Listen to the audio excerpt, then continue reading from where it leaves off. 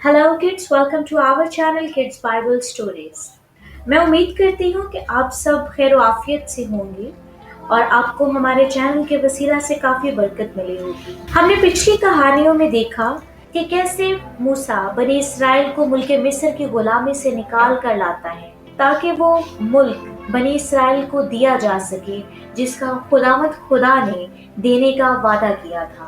आज की कहानी में हम हारून की वफात के बारे में देखेंगे और एक नया रहनुमा मखसूस किया जाएगा जो बनी इसराइल के आगे आने वाले सफर में रहनुमाई करेगा। बनी इसराइल की सारी जमात कदास से रवाना होकर कोहे हूर पहुंची। खुदावन ने कोहे हूर पर जो अदूम की सरहद से मिला हुआ था मूसा और हारून से कहा, हारून अपने लोगों में जा मिलेगा क्योंकि वो उस मुल्क में जो मैंने बनी इसराइल को दिया है जाने नहीं पाएगा, इसलिए कि मरेबा के चश्मा पर तुमने मेरे कलाम के खिलाफ अमल किया। सो तू हारून और उसके बेटे अलीजर को अपने साथ लेकर कोहे हूर के ऊपर आ जा।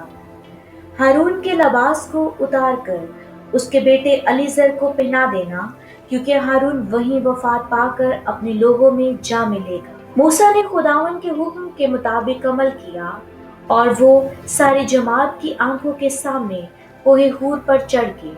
मूसा ने हारून के लिबास को उतार कर उसके बेटे अलीजर को पहना दिया। हारून ने वहीं पहाड़ की चोटी पर रखलत की। तब मूसा और अलीजर पहाड़ पर से उतर आए।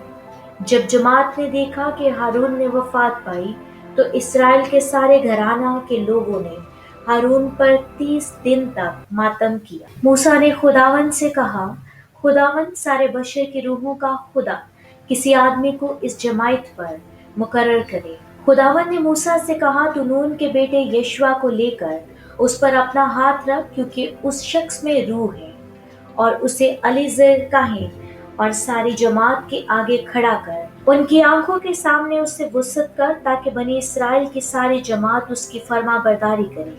सो मूसा ने खुदावन के हुक्म के मुताबिक अमल किया और उसने यशवा को लेकर उसे अलीजर काहिन और सारे जमात के सामने खड़ा किया और उसने अपने हाथ उस पर रखा जैसा खुदावन ने उसको हुक्म दिया था, उसे वसत किया।